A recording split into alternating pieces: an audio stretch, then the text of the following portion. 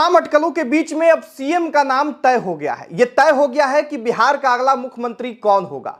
और यकीन मानिए कि इस मुख्यमंत्री के नाम को जान के आप हैरान होने वाले हैं, क्योंकि इस बार फिर से भारतीय जनता पार्टी ने दाएं दिखा के बाएं मारा है। और हम ये जो नाम बताने वाले हैं आगे चल के इस वीडियो में, वो लगभग 99.9% कंफर्म हो गया है। और कहने वाले तो ये भी कह रहे हैं कि शपथ ग्रहण समारोह की तैयारी होना शुरू हो चुका है।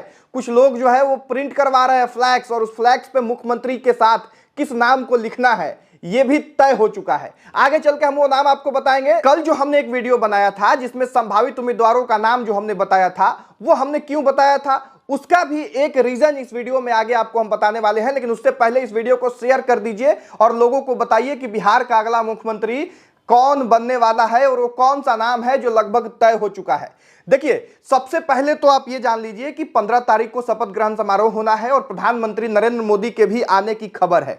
और भारतीय जनता पार्टी हमेशा से एक थीम पे काम करती है, चौंकाने वाला नाम जो है वो ऐलान करती है। चाहे किसी भी राज्य को आप ले लीजिए, वहां पे मुख्यमंत्री का नाम ऐसा आता है जो सबसे ज्यादा चर्चा में रहता है, उसको इग्नोर करके जो सबसे ज्यादा चर्चा में नाम रहता है उसको भारतीय जनता पार्टी कभी भी सीएम नहीं बनाती है। यहां भी वही करना था, लेकिन यहां पे कुछ खेला हुआ है। क्योंकि जदयू और भाजपा दो पार्टियों को यहां पे सीएम का नाम का ऐलान करना था और जदयू को इग्नोर करके नहीं चला जा सकता। देखिए, दिल्ली में बैठक होनी थी, उसके बाद जो है वहां से सम्राट चौधरी वापस आए। सीएम की रेस में सबसे आगे सम्राट चौधरी को बताया जा रहा था, लेकिन जैसे ही दिल्ली से वापस आए 24 घंटे तक सम्राट चौधरी किसी से बात नहीं करते हैं, अपने घर पे रहते हैं, पार्टी के कार्यक्रम में भी प्रदेश कार्यालय नहीं जाते हैं। इससे एक कयास लगाया जाने लग गया कि शायद सम्राट चौधरी को यह समझ में आ गया है कि अब सीएम के पद पे उनका नाम जो है वो नहीं आ सकता है। लखेंद्र पासवान का नाम आया, श्रेयसी सिंह का नाम आया, संजय जायसवाल का नाम आया, मंगल पांडे का नाम आया। तमाम ऐसे नाम हैं जो सीएम के रेस में जो है आगे बताए गए अलग अलग पत्रकारों के द्वारा। और देखिए, ये कहीं ना कहीं एक खेल किया गया ताकि जो है सम्राट चौधरी का नाम जो है वो इतना ज्यादा चर्चा में न रहे। शायद पार्टी से, दिल्ली से सम्राट चौधरी को भी ये कमांड दिया गया कि जाके आप आराम कीजिए घर में, बहुत ज्यादा चर्चा में न रहिए। और इसीलिए श्रेयसी सिंह का नाम आना कोई तर्क नहीं है। श्रेयसी सिंह मुख्यमंत्री नहीं बनने वाली थी। उसी तरह से लखेंद्र पासवान जो अपने कार्यक्रम को लेकर, अंबेडकर जयंती के कार्यक्रम को लेकर सीएम हाउस जाते हैं, शायद वो मुख्यमंत्री जी से मिलने गए थे आगामी जो 14 तारीख को उनका कार्यक्रम है, उस कार्यक्रम में समय लेने के लिए। लेकिन इस चीज को भी मीडिया में दिखाया गया, मुख्यमंत्री के रेस में सबसे आगे लखेंद्र पासवान है। हालांकि जो समीकरण बैठ रहा था उस पर हमने भी एक वीडियो बनाया और हमने भी आपको बताया कि कैसे लखेंद्र पासवान के पक्ष में सारा समीकरण है। लेकिन भारतीय जनता पार्टी इतना आसान राजनीति नहीं करती है कि किसी को भी समझ में आ जाए। देखिए, भारतीय, और यह भी नहीं है कि भारतीय जनता पार्टी जिसे चाहेगी उसे सीएम बना दिया जाएगा। यहां पे जदयू को भी विश्वास में लेना होगा, नीतीश कुमार की भी महत्वपूर्ण भूमिका होगी, जो भी सीएम का नाम तय होगा उसमें।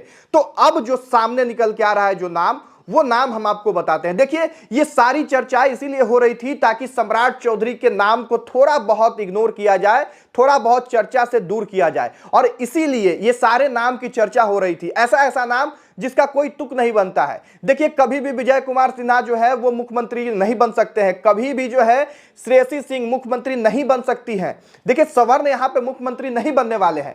ऐसे में शायद इसीलिए इन लोगों का नाम जो है चर्चा में आया, ताकि सम्राट चौधरी के नाम को थोड़ा बहुत चर्चा से दूर रखा जाए। और ऐसे में अब कहने वाले ये कह रहे हैं कि अगर संघ नहीं भी चाहे तो नरेंद्र मोदी और अमित शाह की पहली पसंद जो है वो सम्राट चौधरी है। इधर नीतीश कुमार भी ये बता चुके हैं कि वो सम्राट चौधरी को ही बिहार के मुख्यमंत्री के रूप में देखना चाहते हैं। और शायद नीतीश कुमार के सबसे भरोसेमंद भी इस वक्त सम्राट चौधरी हैं। और नीतीश कुमार के गाइडलाइन में अगर सरकार बिहार में चलना है और नीतीश कुमार अपने राजनीति को जिंदा रखना चाहते हैं, तो वो चाहेंगे कि सम्राट चौधरी मुख्यमंत्री बने और निशांत उनके देखरेख में उप मुख्यमंत्री के पद पे रहे, ताकि आगे जदयू का भविष्य जो है वो उज्जवल रहे। यही कारण है कि लगभग में अब अंदर खाने में ये खबर चल रही है। जो राजनीतिक विशेषज्ञ है उनका ये कहना है कि अब ये नाम तय हो चुका है कि सम्राट चौधरी ही आगे बिहार के मुख्यमंत्री के रूप में देखे जाएंगे। और ये जितनी चर्चाएं चली है वो भाजपा ने बस इसीलिए चलाया है क्योंकि सम्राट चौधरी की चर्चा पहले बहुत ज्यादा थी और भाजपा का जो पॉलिटिकल एक तरीका है वो उसमें सम्राट चौधरी का नाम चूंकि बहुत ज्यादा चर्चा में थी, इसलिए भाजपा ही ये चाह रही थी कि सम्राट चौधरी का नाम का चर्चा कम हो और अंतिम में सम्राट चौधरी को ही बिहार का सीएम जो है वो घोषित किया जाए। तो अब यह तय हो चुका है कि सम्राट चौधरी ही बिहार का सीएम रहेंगे। ये 99.9% जो है कंफर्म न्यूज आपको हम बता रहे हैं। बाकी जो है राजनीति है, अंतिम समय में क्या कुछ होगा इसकी कोई गारंटी तो है नहीं, लेकिन कहने वाले ये कह रहे हैं कि अब फ्लैक्स जो है वो प्रिंट हो रहा है, बैनर की तैयारी है, होर्डिंग की तैयारी है। जैसे ही सम्राट चौधरी शपथ लेंगे वैसे ही पूरे बिहार भर में सम्राट चौधरी का बैनर लगने को तैयार है और प्रिंटिंग का काम शुरू हो चुका है। इट मींस कि सम्राट चौधरी मुख्यमंत्री बनेंगे, ये लगभग में तय हो चुका है। अब आप लोग क्या कुछ सोचते हैं सम्राट चौधरी को लेकर, और क्या सच में बिहार में सम्राट चौधरी को मुख्यमंत्री बनना चाहिए, या फिर आपके नजर में मुख्यमंत्री के लिए सबसे योग्य उम्मीदवार जो है वो कौन है, कमेंट बॉक्स में लिखिएगा। इस वीडियो को यहीं पे समाप्त करेंगे, शेयर कर दीजिएगा, लोगों को बताइए कि बिहार का अगला मुख्यमंत्री कौन होगा। बहुत धन्यवाद, जय हिंद।